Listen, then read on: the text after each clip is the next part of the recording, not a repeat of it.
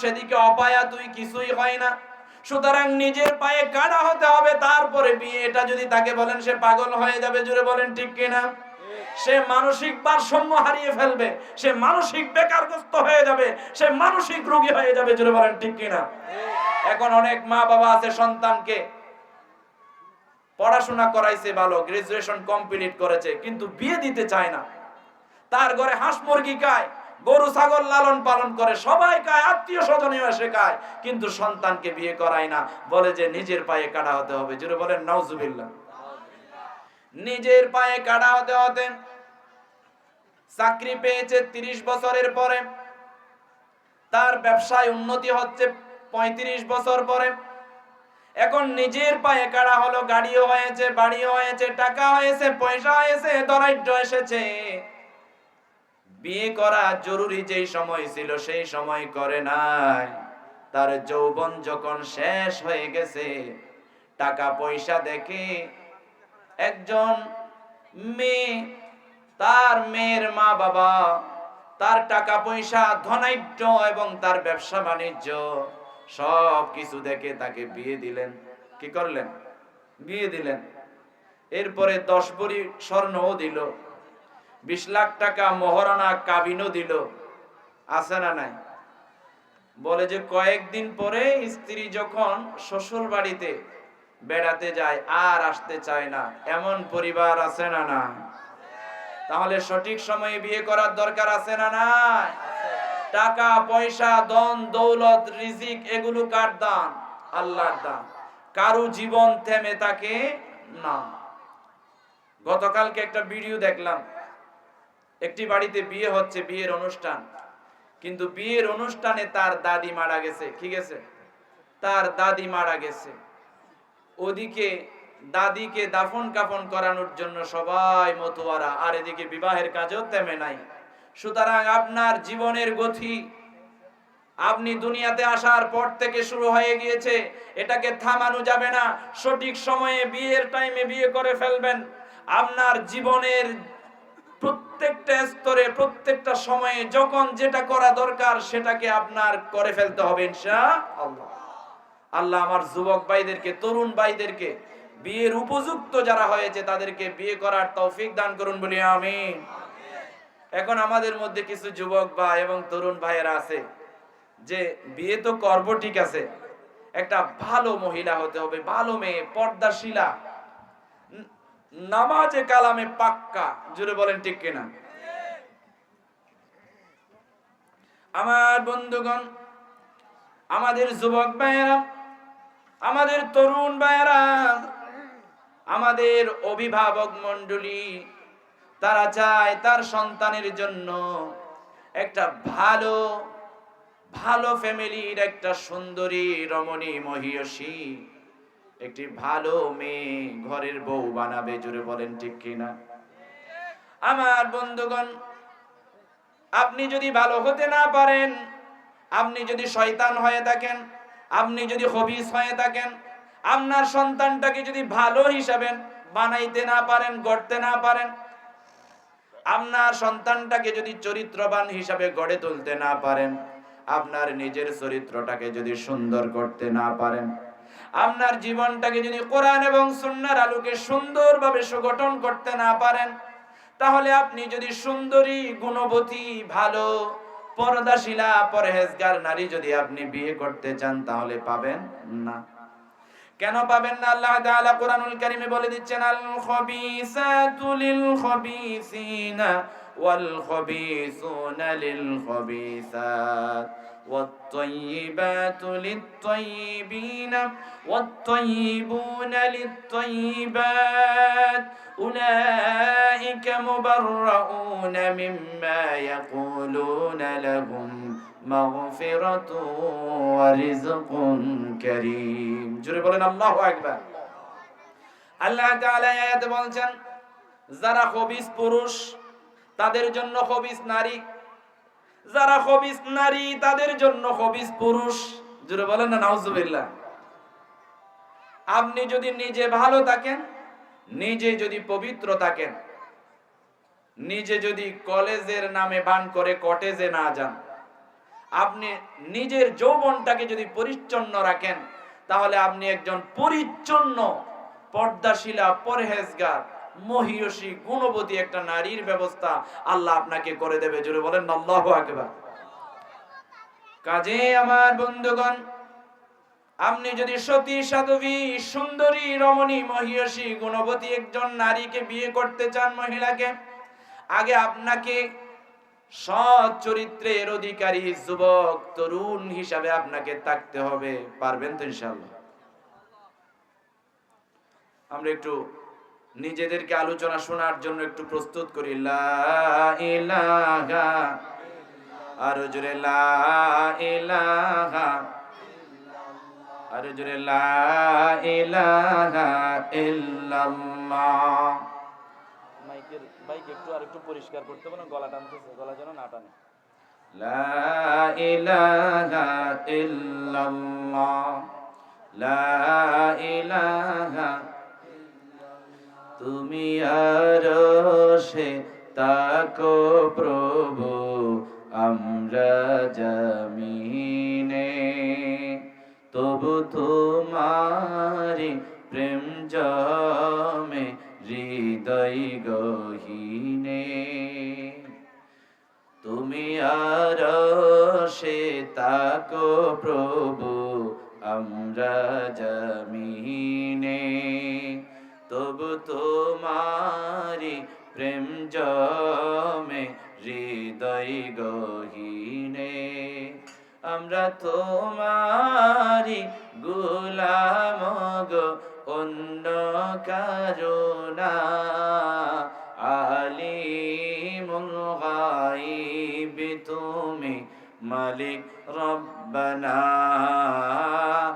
আলিমুল গায়ব তুমি, মালিক রব্বানা।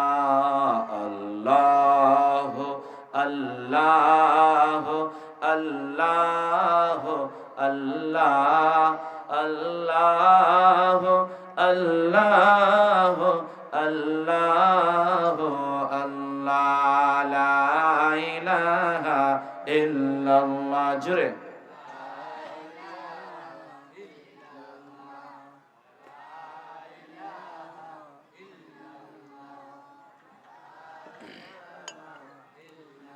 লা ইলাহা ইল্লাল্লাহ মুহাম্মাদুর রাসূলুল্লাহ।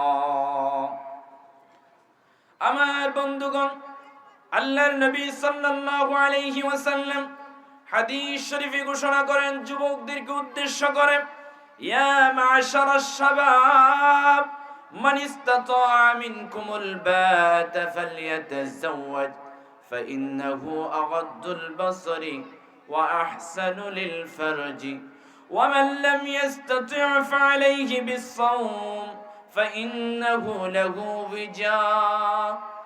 আল্লাহর নবী সাল্লাল্লাহু আলাইহি ওয়াসাল্লাম যুবকদেরকে ডাক মেরে বলেন, তরুণদেরকে ডাক মেরে বলেন, ইয়া মা'শারাশ শাবাব, উপযুক্ত সময়ে যখন বিয়ের বয়স হয়ে যাবে তখন তোমরা বিয়ে করে নাও। কেননা বিয়ে করলে সুখের হেফাজত হয়। জোরে বলেন আল্লাহু আকবার। আপনার ঘরে যখন বউ থাকবে তখন অশ্লীলতা আপনার ভালো লাগবে না। আপনার ঘরে যদি সুন্দরী রমণী স্ত্রী থাকে তাহলে আপনার বেশ্যাপনা, বেহায়াপনা, বেলাল্লাপনার দিকে চোখ যাবে না। জুড়ে বলেন ঠিক কিনা? আপনার ঘরে যদি সুন্দরী রমণী মহিয়সী ঘরে বউ থাকে তাহলে ডিসের লাইনে বসে বসে নায়িকাদেরকে দেখানোর সুযোগ সময় আর থাকবে না। আমার বন্ধুগণ, চোখের হেফাজত, লজ্জাস্থানের হেফাজত করার জন্য একটা মাত্র উপায়, সেটা হচ্ছে বিয়ে করে ফেলা। জুড়ে বলেন ঠিক কিনা? আজকে আমি অভিভাবকদেরকে বলবো, আপনাদের যাদের উপযুক্ত সন্তান আছে তাদেরকে বিয়ে করে দেন। আর আমাদের অভিভাবকদের আমি আরেকটা নসিহত পেশ করব, সেটা হচ্ছে আপনার ঘরে যদি সুন্দরী রমণী মহিয়সী গুণবতী মেয়ে থেকে থাকে তাহলে আপনি বিয়েকে সহজ করে একজন উত্তম পাত্র, নামাজি, দিনদার, পরহেজগার পাত্রের হাতে আপনার কন্যা সন্তানকে তুলে দেন। পারবেন তো ইনশাআল্লাহ? আল্লাহ তৌফিক দান করুন, বলি আমিন। বিয়েটাকে যদি সমাজে সহজ করা হয় তাহলে আজকে কক্সবাজার, চট্টগ্রাম এবং ঢাকার মধ্যে কোনো পতিতালয় থাকতো না, জুড়ে বলেন ঠিক কিনা? আজকে বিয়েকে কঠিন করার কারণে প্রত্যেকটা সমাজে, গ্রামে গঞ্জে পর্যন্ত পতিতালয়ের আগ ডাকানা শুরু হয়েছে, জুড়ে বলেন ঠিক কিনা? পতিতালয় যদি আমরা সমাজ থেকে, শহর থেকে বিতাড়িত করতে চাই, আমাদের যুবক যুবতীদের, তরুণ তরুণীদের যৌবনের হেফাজত যদি আমরা করতে চাই, তাহলে উপযুক্ত সময়ে তাদেরকে বিয়ে দেওয়ার দরকার আছে না না?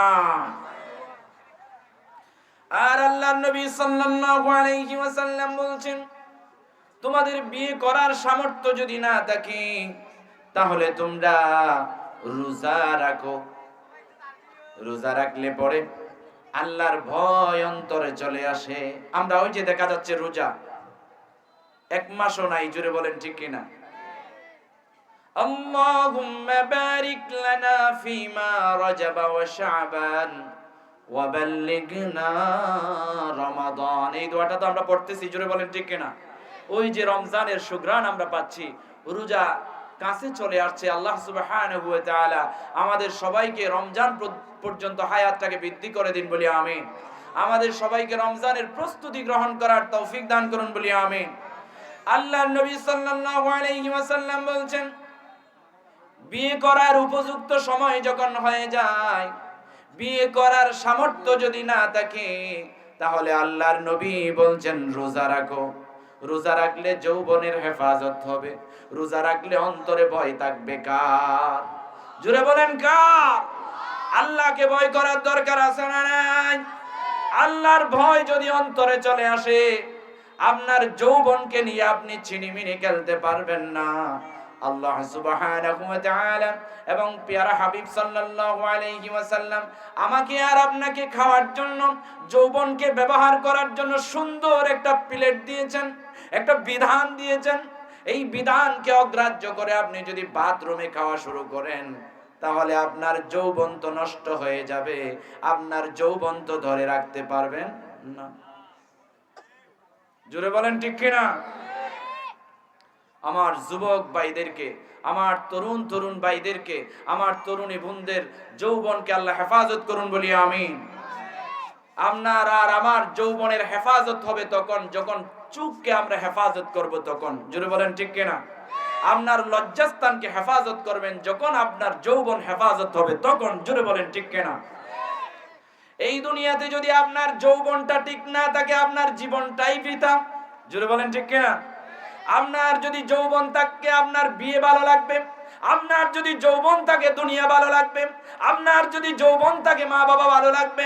আপনার যদি যৌবন থাকে, আপনার ব্যবসা বাণিজ্য ভালো লাগবে। আপনার যৌবন থাকলে আপনার চাকরি ভালো লাগবে। আপনার যৌবন থাকলে আপনার স্ত্রী ভালো লাগবে। আপনার যৌবন থাকলে আপনার শ্বশুর শাশুড়ি ভালো লাগবে। আপনার যৌবন থাকলে পাড়া প্রতিবেশীকে ভালো লাগবে। জোরে বলেন ঠিক কিনা? কাজেই যৌবনের হেফাজত করার দরকার আছে না নাই? আল্লাহর নবী সাল্লাল্লাহু আলাইহি ওয়াসাল্লাম বলেন, আমি তোমাদের জন্য জান্নাতের গ্যারান্টি হয়ে যাব। আমার পক্ষ থেকে দুইটা জিনিসের গ্যারান্টি হবে তোমরা। এক নাম্বার হচ্ছে মুখের হেফাজত, দুই নাম্বার হচ্ছে লজ্জাস্থানের হেফাজত। জোরে বলেন আল্লাহু আকবার। আল্লাহর নবী বলেন, আসমাল্লাহুল জান্নাহ, আমি তোমাদের জন্য জান্নাতের জিম্মাদারি নিয়ে নেব। জোরে বলেন আল্লাহু আকবার। আমার বন্ধুগণ, একজন নেককার স্ত্রী দুনিয়ার জীবনের সর্বোত্তম সম্পদ। জোরে বলেন আল্লাহু আকবার। আমরা মনে করি বিশাল একটা বাড়ি সম্পদ, আমরা মনে করি বিশাল একটা গাড়ি থাকা সম্পদ, আমরা মনে করি দুনিয়ার জমিনে কয়েক বিঘা সম্পদ থাকা সম্পদ। না না, আল্লাহর নবী সাল্লাল্লাহু আলাইহি ওয়াসাল্লাম বলেন, যার ঘরে একটা দিনদার পরহেজগার স্ত্রী আছে, তার কাছে গোটা দুনিয়ার সবচাইতে বড় সম্পদটাই আছে। জোরে বলেন ঠিক কিনা? আমার বন্ধুগণ, বিয়ে করার ক্ষেত্রে আল্লাহর নবী সাল্লাল্লাহু আলাইহি ওয়াসাল্লাম পাত্র পক্ষকে নারী পক্ষের 4টা গুণ দেখে বিয়ে করার কথা বললেন। কয়টা গুণ? একটা নারীকে 4টা গুণ দেখে বিয়ে করা যায়। আল্লাহর নবী বলেন, তুনকাহুল মারআতু লিআরবাইন লিমালিহা ওয়া লিহাসাবিহা ওয়া জামালিহা ওয়া লিদীনিহা ফাজফার বিযাতিদ্দীন। আল্লাহর নবী বলেন, এক নাম্বার, যে মেয়েটাকে বিয়ে করা হবে ওই মেয়েটার সম্পদ থাকতে হবে, ওই মেয়েটা ধনাঢ্য থাকতে হবে। দুই নাম্বারে ওয়ালি হাসাবিহা, ওই মেয়েটার বংশমর্যাদা থাকতে হবে। তিন নাম্বারে ওয়া জামালিহা, ওই মেয়েটা সুন্দরী হতে হবে। চার নাম্বারে আল্লাহর নবী সাল্লাল্লাহু আলাইহি ওয়াসাল্লাম বলেন, ওই মেয়েটার দ্বীনদারি থাকতে হবে, ওয়ালি দীনিহা। এই চারটা বিষয়ের ভিতরে আল্লাহর নবী সাল্লাল্লাহু আলাইহি ওয়াসাল্লাম যেই বিষয়টাকে বেশি গুরুত্ব আরোপ করেছেন, গুরুত্ব দিয়েছেন, সেটা হচ্ছে ওয়ালি দীনিহা ফাজফার বিযাতিদ্দীন। দ্বীনকে আল্লাহর নবী প্রাধান্য দিতে বলছেন। আপনি বউ দেখতে গেলেন, এক নম্বরে দেখতে হবে ওই পরিবারের সম্পদ আছে কিনা, টাকা পয়সা আছে কিনা। আপনি যে বিয়ে করতে গেলেন, বউ দেখতে গেলেন, বিয়ে করার পরে আপনার সাথে কুফু মিলাতে পারবে কিনা। বিয়েতে একটা কুফু আছে না নাই? সমকক্ষতা, সমকক্ষতা। আপনার বরের পক্ষ এবং কনের পক্ষ সেম সেম হতে হবে। কি হতে হবে? Same same. বর পক্ষ যদি কোটিপতি হয়ে যায়, কনে পক্ষ যদি গরিব হয়, এরকম আছে না নাই? এরকম আছে না নাই? বর পক্ষ যদি বেশি কোটিপতি হয়ে যায় আর কনে পক্ষ যদি দরিদ্র হয়ে যায়, বিয়ে যখন হয় দেখা যায় কুফু মিলে না, সমকক্ষতা মিলে না। তাদের বংশের কোয়ালিটি এক ধরনের, বাড়ির কোয়ালিটি এক ধরনের, এরপরে কনে পক্ষের বাড়ির কোয়ালিটি এক ধরনের, তাদের চলাফেরা, খাবার দাবার, কথাবার্তার স্টাইল ভিন্ন। জোরে বলেন ঠিক কিনা? শেষমেশ গিয়া এই বিয়েগুলো ভেঙে যায়। তাহলে আমাদের উচিত হবে সেটা, আপনি বরপক্ষ, আপনার এবিলিটি কেমন আছে, আপনার যে বিয়ে করতে যাচ্ছেন কনে পক্ষের কোয়ালিটি এবং এবিলিটি কিরকম, সেদিকে লক্ষ্য রেখে কুফু মিলিয়ে, সমকক্ষতা মিলিয়ে বিয়ে করতে হবে। পারবেন তো ইনশাআল্লাহ? দুই নম্বরে বংশমর্যাদা। ওই বংশে সুর আছে কিনা, ডাকাত আছে কিনা, আছে না নাই? আপনি বিয়ে করতে যাচ্ছেন, সন্ত্রাসী ফ্যামিলিতে ঢুকে পড়ছেন। একজন সন্ত্রাসী ফ্যামিলি বিয়ে করবে আর একজন সন্ত্রাসী ফ্যামিলির মেয়ে। জোরে বলেন ঠিক কিনা? আপনি একজন ভালো মানুষ, দিনদার, পরহেজগার, সন্ত্রাসী পরিবারে ঢুকে পড়েছেন, আপনার সাথে আর সন্ত্রাসীর পরিবারের সাথে মিলে না। জোরে বলেন ঠিক কিনা? এজন্য মেয়েকে বিয়ে দেবেন এবং ছেলের জন্য বউ আনবেন, বংশমর্যাদা দেখার দরকার আছে না নাই?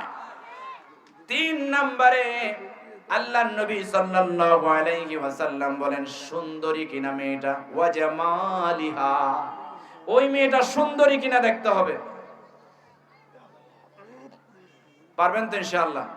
একজন সুন্দরী স্ত্রী যদি আপনার ঘরে থাকে, তাহলে যে ছেলেটি সুন্দরী বিয়ে করেছে ওই ছেলেটির চোখ আর পাশের বাড়ির বাবির দিকে যাবে না। জোরে বলেন ঠিক কিনা? এখন পরকীয়া সমাজে আছে না নাই? আছে না নাই? সুন্দরী স্ত্রী একটা ঘরে ঢুকাইছেন, আপনার সাথে যায় না, আপনার সাথে যেই মেয়েটি যায় তাকে ঘরে ঢুকাবেন, আপনার সাথে যে মেয়েটার যায় না সেই মেয়েটা ঘরে ঢুকানোর পরে কি হয়েছে? আপনি চলে গেছেন চাকরিতে, আপনি চলে গেছেন ব্যবসা বাণিজ্যে, আপনি চলে গেছেন বিদেশে, তখন ওই নারী পাশের বাড়ির খালাইয়া এবং দলাইয়ার সাথে পরকীয়া করে। জুড়ে বলেন ঠিক কিনা?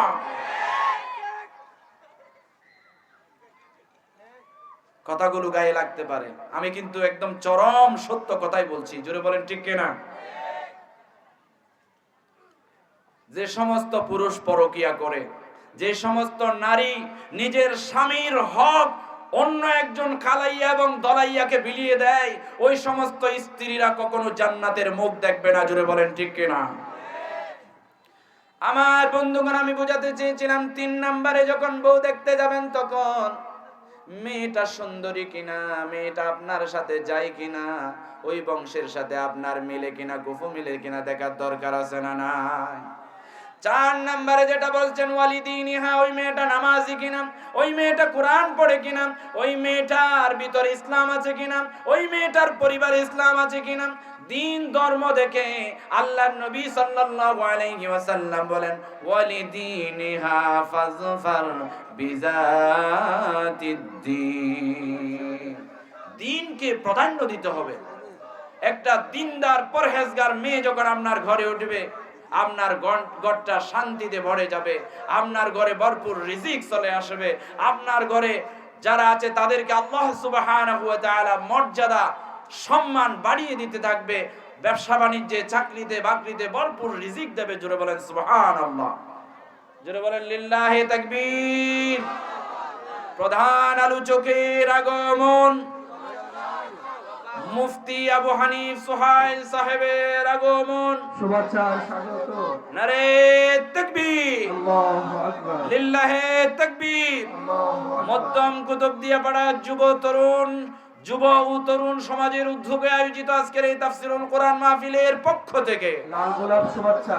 আলহামদুলিল্লাহ, আমাদের প্রাণপ্রিয় মেহমান, কাঙ্ক্ষিত মেহমান উপস্থিত হয়েছেন। মন ভরে আলোচনা শুনতে পারবেন ইনশাআল্লাহ।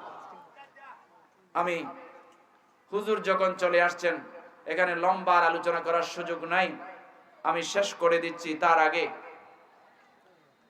একটি হাদিস বলে শেষ করে দিচ্ছি। আজকাল আমাদের বিয়ে বাড়িতে নাচ গান হয় কি হয় না? বিয়ের সাথে নাচ গানের কোনো সম্পর্ক আছে? বিয়ের সাথে মেহেদি অনুষ্ঠানের কোনো সম্পর্ক আছে? মেহেদি অনুষ্ঠানের সাথে সম্পর্ক হচ্ছে হিন্দুদের সাথে। জুড়ে বলেন ঠিক কিনা? আপনি মুসলমান হয়ে যদি আপনার ছেলের জন্য বউ আনতেছেন, আপনার মেয়েকে বিয়ে দিচ্ছেন, মেহেদি অনুষ্ঠান করেন, তাহলে এই মেহেদি অনুষ্ঠানটাই আপনাকে জাহান্নামে নিয়ে যাওয়ার জন্য যথেষ্ট। জুড়ে বলেন নাউজুবিল্লাহ। আল্লাহর নবী উদ্বুদ্ধ করেছেন আপনার সন্তানকে বিয়ে করাবেন মসজিদে। জুড়ে বলেন ঠিক কিনা? এখন আমাদের বিয়েগুলো হচ্ছে ক্লাবে, সেখানে মেয়েটাকে সাজিয়ে গুছিয়ে 72 প্রকারের আইটেম মেখে এমন ভাবে নিয়েছে আগদ পড়ানোর জন্য উজুটা শুদ্ধ করতে পারে না। জুড়ে বলেন ঠিক কিনা? এখন হাজার হাজার আত্মীয় স্বজনের বাহিরেও, নিকটস্থ আত্মীয়, বহিরাগত আত্মীয়, দূরবর্তী আত্মীয় সবাই মিলে কমিউনিটি সেন্টারে ক্লাবে গিয়া ওই মেয়েটাকে দেখে দেখে অর্ধেক কি করে ফেলে? গাবিন করে ফেলে। জুড়ে বলেন ঠিক কিনা? হুজুর কথা খারাপ বলছেন না, না, কিয়ামতের ময়দানে এই সমস্ত মেয়েদেরকে, বেপরদা মেয়েদেরকে, যাদেরকে মেহেদি অনুষ্ঠানে কমিউনিটি সেন্টারে মুখ খুলে পেট দেখায়া পিঠ দেখায়া সাজায়া গুছায়া মানুষের সামনে নাস্তার মতো করে উপস্থাপন করা হয়, ওই মেয়েগুলো হাজার হাজার সন্তানদেরকে নিয়ে কিয়ামতের ময়দানে উঠবে। আর ওই সন্তানগুলো ওই মাকে মা ডেকে ডেকে বলবে, মা মা আমাদের কি অপরাধ ছিল, মায়ের অধিকার দাও নাই কেন এভাবে ডাক মারবে। জুড়ে বলেন নাউজুবিল্লাহ।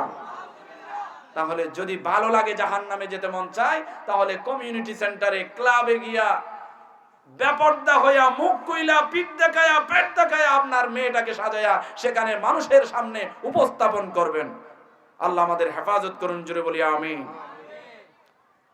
সময় যেহেতু শেষ, যে বিষয়টি আমি নিয়েছিলাম বিবাহ, এটা আমি সুন্দরভাবে উপস্থাপন করে যদি আপনাদেরকে আলোচনাটা শেষ করতে চাই, কমপক্ষে আরো 1.5 ঘন্টা সময় লাগবে। সেই সময়টা তো আর নাই। আমার এখন চলে যেতে হবে প্রকল্পে, আরেকটা মাহফিল আছে। আমার জন্য দোয়া করবেন, আমি আপনাদের জন্য দোয়া করি, আজকের মাহফিল কমিটির জন্য দোয়া করি, আমার প্রাণপ্রিয় মধ্যম কুতুবদিয়া পাড়াবাসীর জন্য দোয়া করি। এই এলাকাটা যেন স্থায়ী হয়, সেজন্য আমি প্রত্যেক হুজুরদের কাছ থেকে দোয়া চেয়েছি, আমি নিজেও দোয়া করছি। আল্লাহ সুবহানাহু ওয়া তাআলা আপনাদের এই এলাকাটাকে স্থায়িত্ব দান করুন বলি আমিন। আর আমি আপনাদের এলাকার মহিউস সুন্নাহ দাখিল মাদ্রাসা পরিচালনা করি, আপনারা জানেন। আলহামদুলিল্লাহ 4 বছর হয়ে গেল। মাদ্রাসার অবকাঠামোগত দিক, ছাত্রছাত্রীদের মান উন্নয়ন, টিচারদের মান উন্নয়ন, পড়াশোনার মান উন্নয়ন